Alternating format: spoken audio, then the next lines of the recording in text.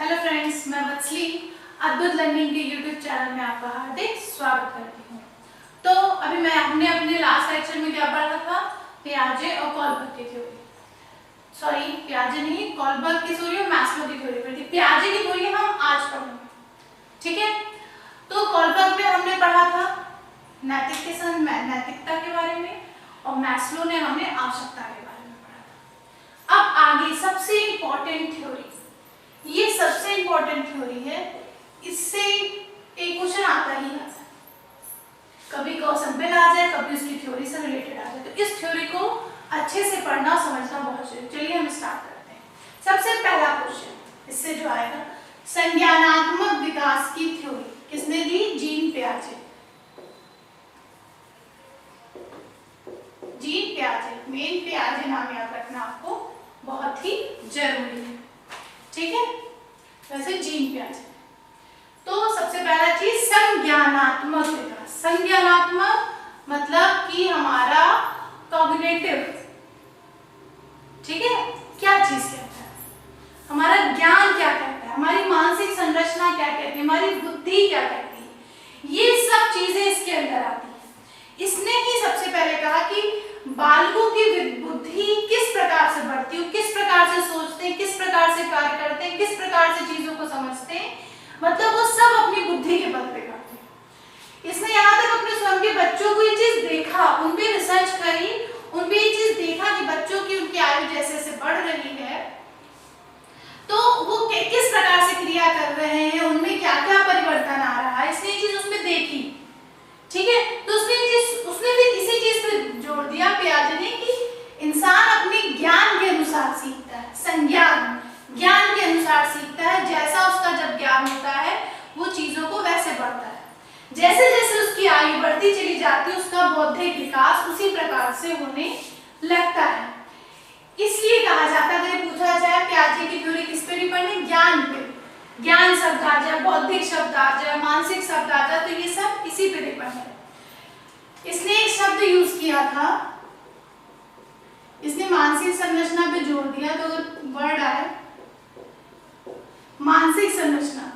पियाजे ने जो बालकों की मानसिक संरचना जो थी, इसने पियाजे स्कीमा, इस प्रोसेस को पियाजे स्कीमा कहा जाने लगा। पियाजे स्कीमा, आपको स्कीमा वर्ड याद रखना है। इसी से स्कीमा वर्ड की निकली खोज, क्योंकि इसने क्या किया, जब बच्चों की मानसिक संरचना के बारे में मतलब जाना, किस प्रकार बच्चे सीखते हैं, किस प्रकार बढ़ते हैं, तो इस पूरी प्रोसेस को, ठीक है, बच्चों की मानसिक संरचना तो जो सीखते बढ़ते करते हैं, उस पूरी प्रोसेस को पियाजे स्कीमा कहते थे। तो जो स्कीमा वर्ड है, ये अगर एग्जाम में कहीं भी आपको स्कीमा दिखे, इसका मतलब वो मानसिक संरचना, बुद्धि, ज्ञान, इससे संबंधित होता है स्कीमा, ठीक है? और किसने निकाला? पियाजे ने निकाला, ठीक है? तो ये चीज होगी, स्कीमा कई बार लेकर कहीं आ जाता है। अब इसने अपनी चीजों को 4 भागों में विभाजित किया। कितने भागों में? इसने 4 भागों में विभाजित किया कि जो मानव सीखता है वो किस आधार पे सीखता है? 4 अवस्थाओं में सीखता है, मेन 4 स्टेज। अब इसकी ये 4 स्टेज कौन सी है? 4 स्टेज जिससे क्वेश्चन आता है। सबसे पहली स्टेज होती है इसकी संवेदी भ्रामक अवस्था। संवेदी मतलब फील करना, बात करेंगे फीलिंग, सेंस, 5 सेंस ऑर्गन्स होते हैं, या नाम जानते ना जरूरी, क्योंकि आजकल पेपर पे क्या होता है, वहां के कुछ और नाम दे देते हैं, तो उसका एक कीवर्ड होता है जिससे हम पहचानते हैं, तो वो चीज जरूरी है। तो इसको संवेदी भ्रामक या इंद्रिय जन्य। अब इंद्रिय जन्य संवेदी का अंतर हम कहना चाहे, मैं यहाँ शो कर रही हूँ। सबसे पहले ये जान लो कि संवेदी का इंद्रिय मतलब जैसे क्या होता है, बच्चों को छोटी क्लास में बच्चों को 5 सेंस ऑर्गन सिखाए जाते हैं कि नहीं सिखाए जाते? 5 सेंस ऑर्गन कौन से होते हैं बताइए? 5 सेंस ऑर्गन आप लोग सोचिए, जब सबसे पहले बच्चों को सिखाया जाता है तो उनसे क्या कहा जाता है? हमारे 5 सेंस ऑर्गन होते हैं जो काम करते हैं। कौन कौन से? आंख, कान, नाक, ठीक है, मुंह, टच, फील करना। तो ये पांचों चीज हमारी क्या होती हैं? इंद्रिय होती हैं। हम किसी भी चीज को देखकर,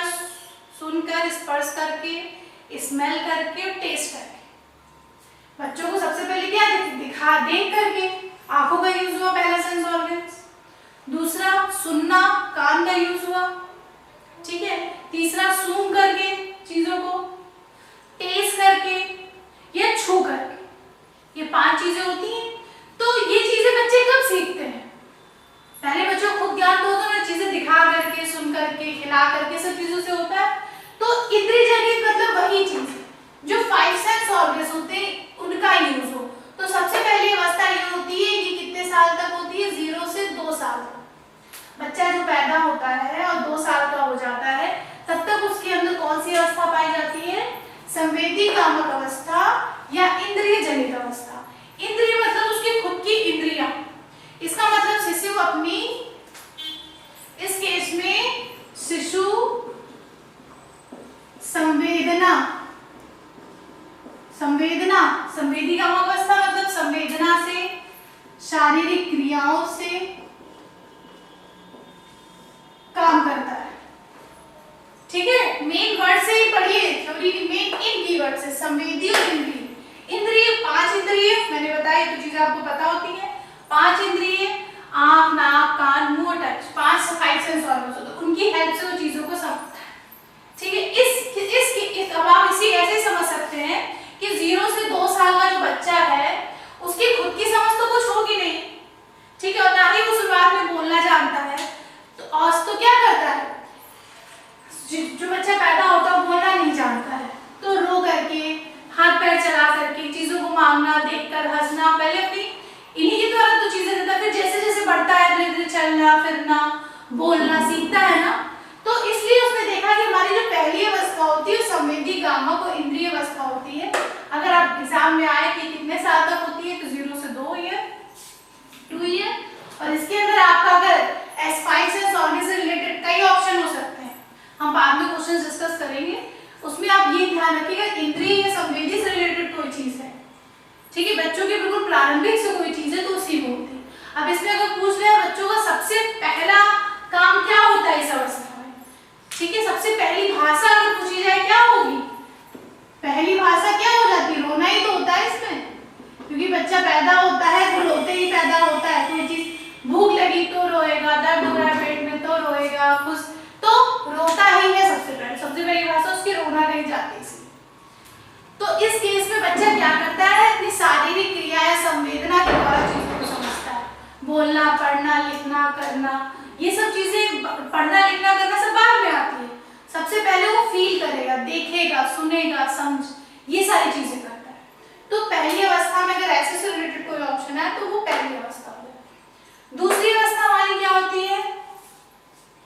पूर्व संक्रियात्मक अवस्था या पूर्व वैचारिक अवस्था। देखिए नाम से आ रहा है, संक्रिया मतलब क्रिया, और क्रिया से पूर्व, क्रिया से क्रिया करना, एक्टिविटी करने से पहले की अवस्था, ठीक है।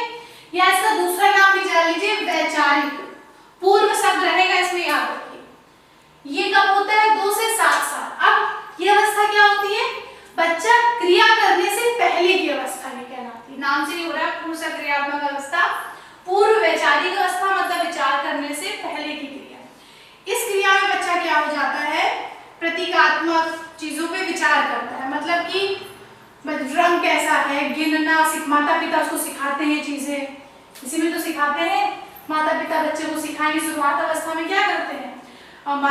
चीजों को सिखाएंगे, वस्तु दिखाते हैं, तो आगे आगे से होता है कौन चीज हल्की है, कौन चीज भारी है, नाम क्या है तुम्हारा।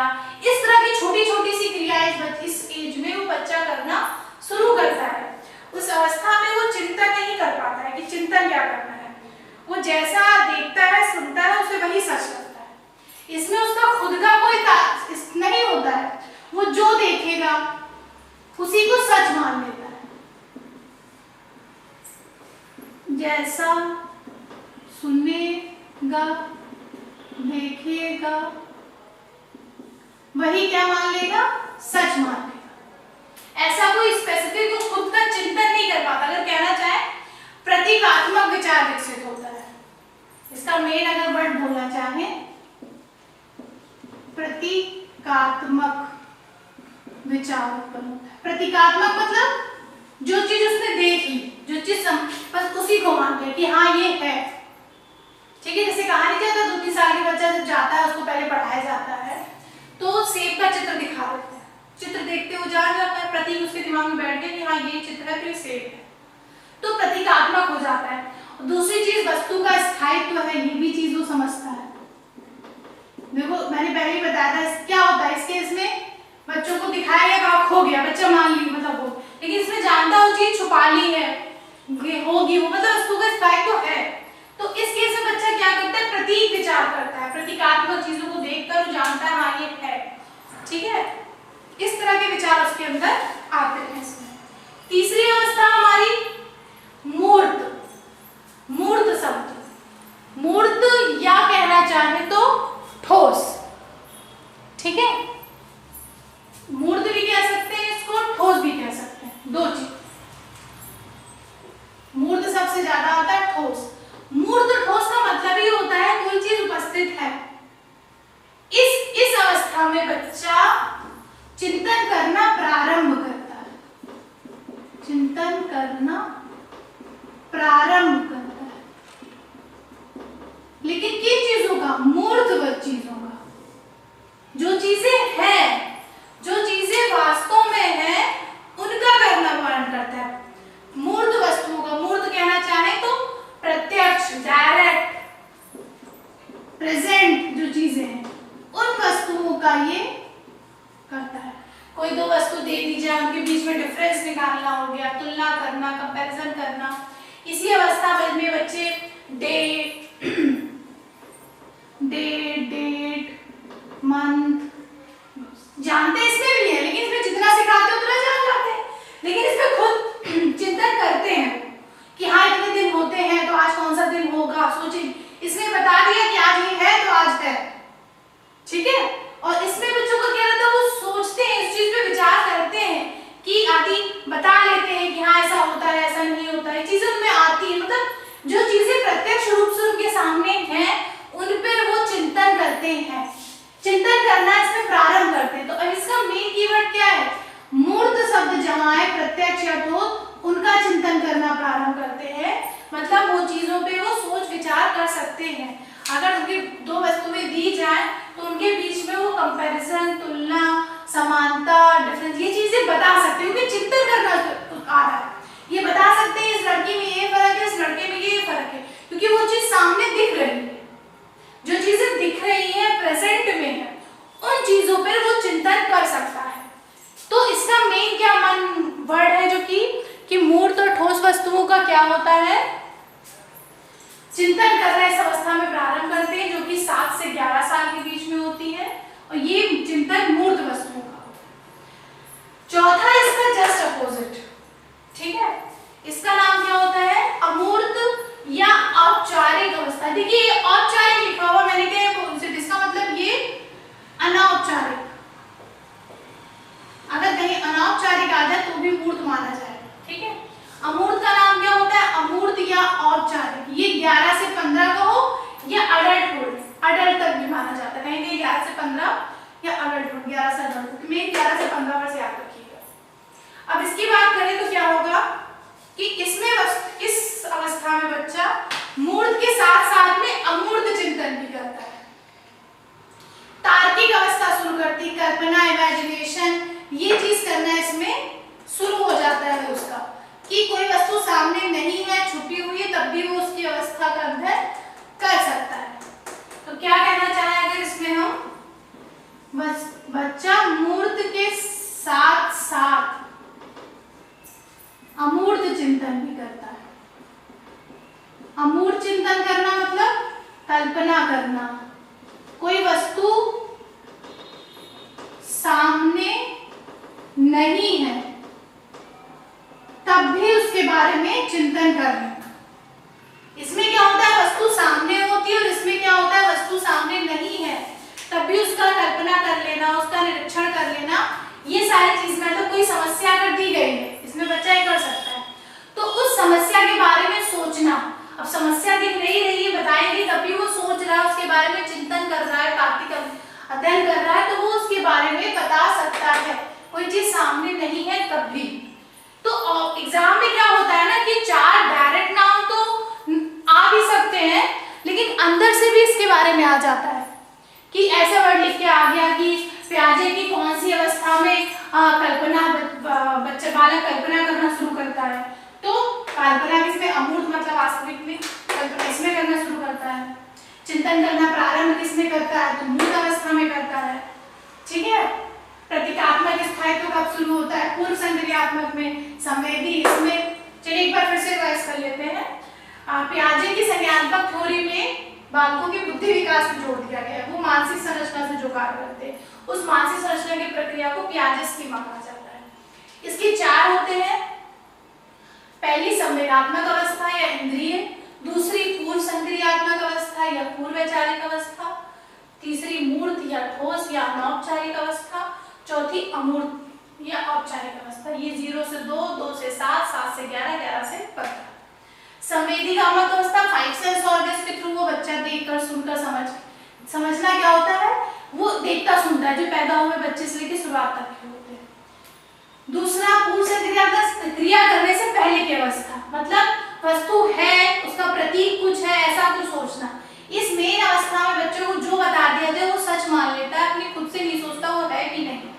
लेकिन इसमें क्या होता है, बच्चा स्थायित्व तो मानता है, जो चीजें उसको दिख रही है उसके प्रति वो सोच सकता है, कर सकता है, इस अवस्था में वो होता है। अमूर्त अवस्था में क्या होता है, बच्चा मूर्त के साथ में जो चीजें नहीं है, कल्पना है, किसी समस्या के बारे में समाधान करना, समस्या के बारे में वो अमूर्त चिंतन में आता है। ये जैसे बच्चा जब टीनेज एज में पहुंचता है ना, ये उस तरह की अवस्था होती है।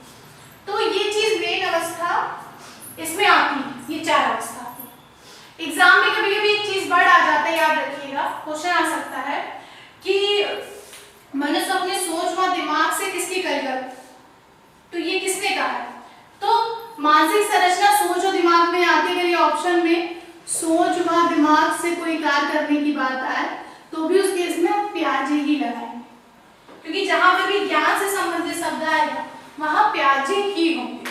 लेकिन अगर समाज से संबंधित शब्द आ जाएगा, मैंने आपको लास्ट टाइम में पढ़ाया था बाइगोमोटस की, तो ये समाज से संबंधित मैंने वहां बताया था, वहां देख लीजिएगा। ये याद रखिएगा, मानसिक संरचना, बुद्धि, सोच, दिमाग, कल्पना, ये सारी चीजें ज्ञान में आती हैं। ऐसे शब्द कहीं भी आएंगे तो आपको प्याजे की थ्योरी लगाना, ये बहुत ही इंपॉर्टेंट थ्योरी, इसको ध्यान से पढ़िएगा। कोई स्टेप या कुछ कंफ्यूजन होगा तो मुझे कमेंट करिएगा। Okay, thank you.